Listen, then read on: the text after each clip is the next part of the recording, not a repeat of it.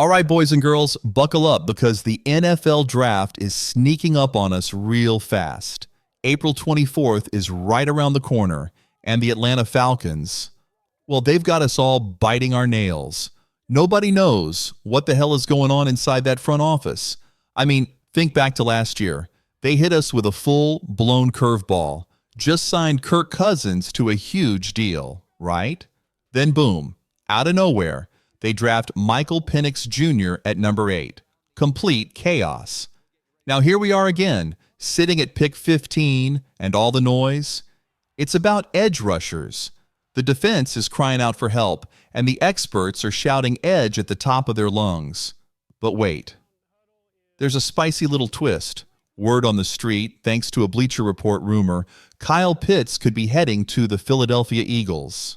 Yeah, you heard me right. Kyle freaking Pitts, our Pro Bowl tight end, possibly getting shipped out. Madness. So here's what we're going to do. We're digging into all of it. The draft possibilities, the trade smoke, and what it all means for the future of the Dirty Birds. Because let's be honest, Atlanta's about to make some franchise-shaping moves, and we need to be locked in. Now let's kick things off with the draft vibes. Falcons hold the 15th pick and the energy around it. Defense, edge rusher, full send. Mel Kiper and the ESPN crew are pounding the table for someone to bring heat off the edge. Two names keep coming up, Georgia's Mykel Williams and Texas A&M's Shamar Stewart. Let's talk Mykel first. Dude's got that burst off the line, 4.5 sacks last season, and that's with injury issues. He's a disruptor, plain and simple. Pair him with Lorenzo Carter, and you've got something cooking on the outside. Now, Shamar Stewart, absolute freak at 6'6", no doubt. But only 3 sacks in college, that's concerning, feels like a project. Some folks are saying he's too raw to take at 15. And then there's the wild card. Maybe they go corner instead. Notre Dame's Benjamin Morrison could be in the mix too. Either way, Falcons are on the clock, and anything can happen. Let's keep it rolling. Now look, edge still feels like the smart play here. This draft, it's loaded with them, especially in the early rounds. But here comes the curveball. The Falcons reportedly told their offensive staff to skip the combine. Yeah, didn't even bother interviewing offensive guys. Focused solely on defense. So naturally you'd think, boom, defense is the pick. Edge rusher all day. Makes sense, right? But now we're hearing they've hosted visits with offensive players. Guys like wide receiver Xavier Restrepo out of Miami and offensive tackle Will Campbell from LSU. So what gives? Are they bluffing? Playing mind games? Here's where it gets juicy.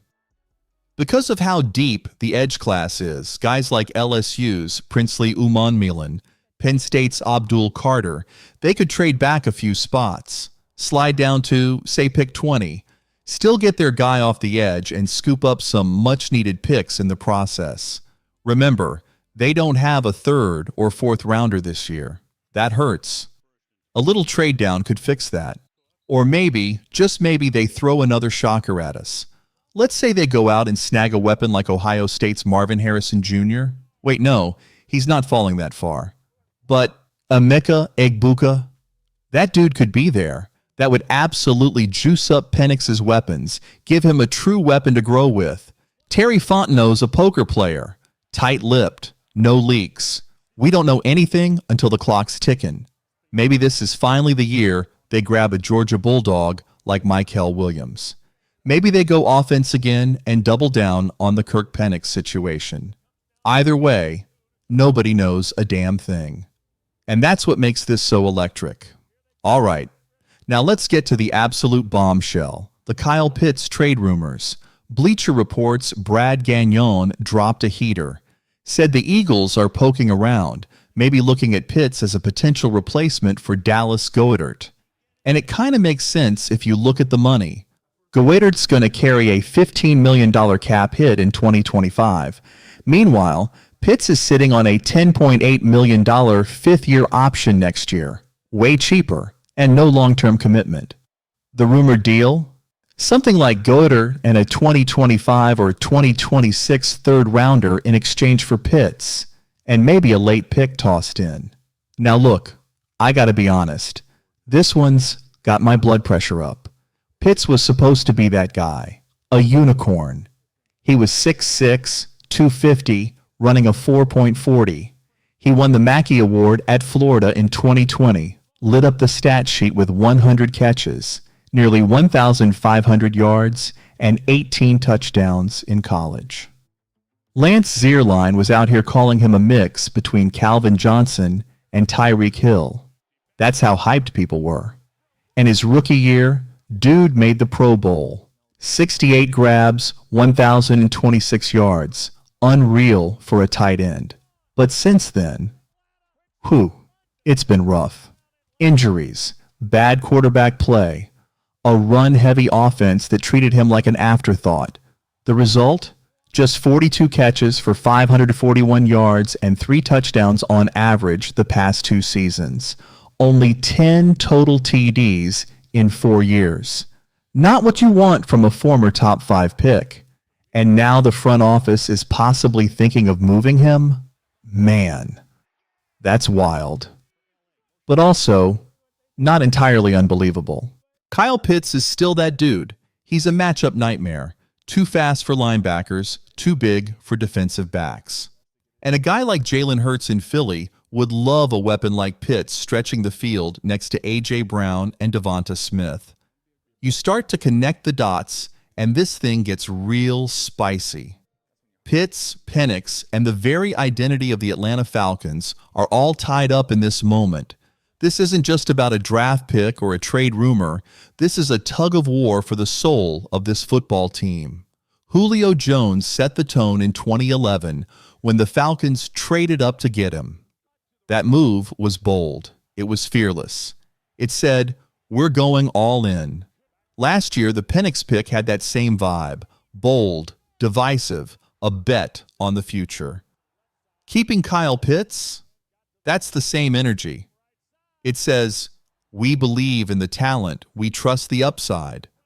Trading him now, before Penix even gets a real chance to unlock him, that feels like waving the white flag on a top 5 pick. That's not the move. Now let's flip it. Let's talk draft again. If Atlanta grabs Mykel Williams or Shamar Stewart at pick 15, that's doubling down on defense. That's balancing the roster. That's giving Penix a chance to not have to play hero ball every week. But if they go offense, maybe take a guy like Emeka Egbuka or Will Campbell, they're saying, we're going to build a fortress around our young quarterback. Keep Pitts in that plan, and suddenly, this thing starts to look exciting. Picture this. Atlanta holds on to Pitts, drafts Mykel Williams. Penix steps into the starting role in 2025 and throws for 3,800 yards and 25 touchdowns. Pitts puts up 900 yards. Drake London breaks 100. Williams wrecks quarterbacks with 8 sacks as a rookie. Jesse Bates and A.J. Terrell locking down the secondary. That's a 10-7 squad knocking on the playoff door. Shades of that 2012 Julio magic with 13 touchdowns and a playoff win. Now imagine the other side. Trade Pitts, whiff on pick 15, and we're staring at a 6-11 mess. Fans grumbling. Another wasted year. Another what if Julio taught us something? Swing big. That 300-yard game against Carolina in 2016, that wasn't safe football. That was fearless football. Pitts is that swing. This draft is the foundation. Blow it and we're stuck in neutral. Why does this all matter? Because Atlanta's at a crossroads. Let's zoom out here. The Falcons haven't sniffed the playoffs since 2017. The fan base is starving for a reason to believe. Penix has shown promise. 3 starts, 750 yards, 6 touchdowns. Not bad for a rookie cameo. Pitts, even when he's not producing big numbers, still pulls double teams. He opens up the field for London and Bijan Robinson. Shipping him off for Goddard. That's like trading in a sports car for a minivan. Yeah, it works, but it doesn't excite anybody. This draft, It's our shot to fix the defense. 25 sacks last season ain't gonna cut it against guys like Baker Mayfield or Jalen Hurts. Williams or Stewart could be our version of Aaron Donald, a long-term game wrecker. Or you go offense, and you're rolling the dice on a Penix to Pitts connection, becoming the next Mahomes to Kelsey. High risk, high reward. Look, the Eagles can afford to take swings. They've got 20 picks over the next 2 years. Atlanta doesn't. Our third and fourth rounders are gone. Pitts at $10.8 million is a steal. Goddard at $15 million? That's a cap headache. The move? Keep Pitts. Draft smart. Build something. Think back to 2016. Julio dropped 149 yards and carried us to the Super Bowl. Trade Pitts now, miss at 15, and we're back in 2019. 7 wins. No direction, just vibes. This is the moment. Your move, Falcons fans. Do we keep Pitts and go bold? Or ship him out, roll the dice in the draft, and hope Fontenot has another rabbit in the hat at 15? Williams, Stewart, a cornerback, or a shock offensive pick? I'm all in on keeping Pitts and drafting Williams. Build around Penix, fix the defense, chase 10 wins. But hey, that's just me. I want to hear your take. Drop your dream picks, trade scenarios, whatever you're feeling in the comments. Let's blow it up. Share this with your crew, and let's ride this draft wave together. Atlanta's time is now. Let's go, Falcons.